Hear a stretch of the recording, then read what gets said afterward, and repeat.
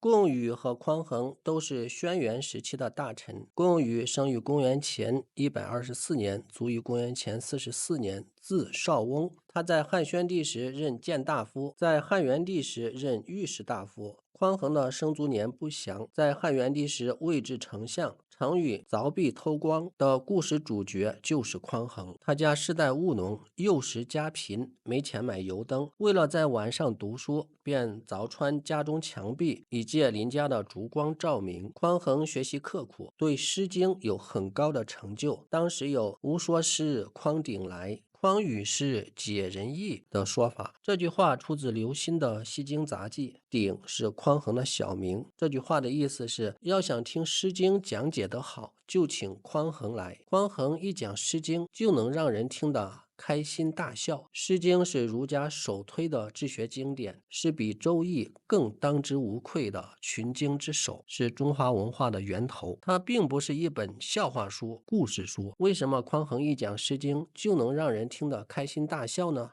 佛家常说随心欢喜，听闻无上妙法时得大欢喜。其实正因为匡衡对《诗经》的造诣深，能向人们讲得明白透彻，人们心中有豁然开朗的领悟时，自然心生欢喜，这就是大欢喜。王夫之在评价贡禹和匡衡二人的学问时，认为其不纯正盖亦先矣，其中不纯正的地方是很少的。特别引用了几句他们的名言，其中匡衡对人性弱点的总结很值得注意。匡衡说：“聪明疏通者介于太差。”这几句话的意思是，聪明通达的人要警惕过于明察秋毫，见识短浅的人要警惕受到蒙蔽，勇猛刚强的人要警惕过于暴烈，仁爱温良的人要警惕优柔寡断，沉静安舒的人要警惕落后于时势，心胸宽广宏大的人要警惕粗心遗忘，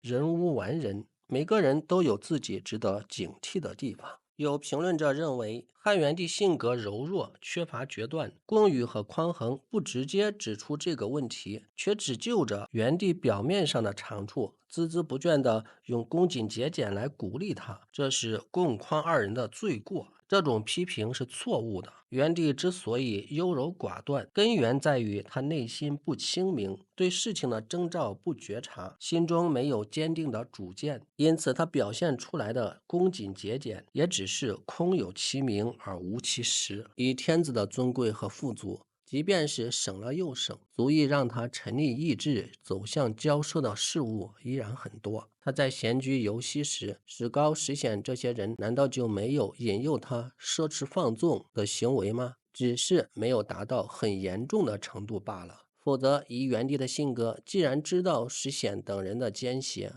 为什么不能罢黜他们呢？由此说来，假使没有贡禹、匡衡以纯正的《诗经》《礼记》的经义来规范元帝，防止其流于放荡，那么以元帝柔弱的性格，只会更加骄奢淫逸，又怎么会获得16年的国内安定，没有内部叛乱，并且在对外政策上取得收服绝域、匈奴呼韩耶单于归附的功业呢？接下来，王夫之就指出了君子是如何对待人性的弱点的，以及解释了为什么老师会不在意学生有什么缺点这个问题。他的论述非常深刻，值得我们细品。他说，君子凭借自己所学的道来侍奉君主，这与基于实证弊端而强行进谏的臣子是不同的。以谏为道的人，攻击当下的弊病，往往不惜采用矫枉过正的偏激手段；以学事主的人，是用中正平和的常道来规劝君主，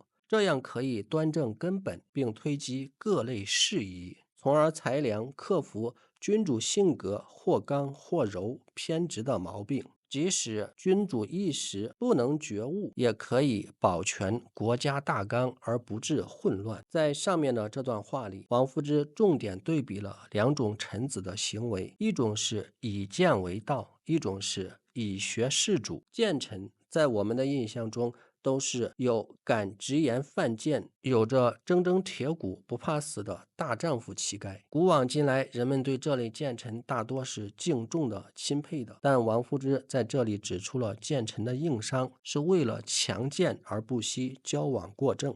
谏臣的优点是刚直不阿，但缺点是很容易矫枉过正，激化矛盾，导致自身毁灭和政局动荡。事情本来也没有那么可怕，但被这些谏臣们一通煽风点火，就不可收拾地爆发冲突了。甚至有人说，交往必须过正，不过正就达不到交往的目的。这真是冷血之言。反正这个被交的倒霉蛋要受2次伤害。在汉元帝时期，谏臣的代表比如萧望之，他也是被石显一党赠言而死。王夫之评价萧望之说，他故所谓可小之而不可大受者也，说萧望之是那种只胜任小事，不堪担当大任的人。望之于宣帝之事，见义屡矣，而要皆非人之事，是人之非，较以育人利益，得非其果德，失非其故失也。在宣帝时期，萧望之屡次谏言献策，但核心总是在否定别人的正确主张，坚持别人的错误观点，刻意标新立异以彰显自己。他所谓的正确并非真知灼见，所谓的错误也未必是真谬误。总之，王夫之对萧望之的评价总体是负面的。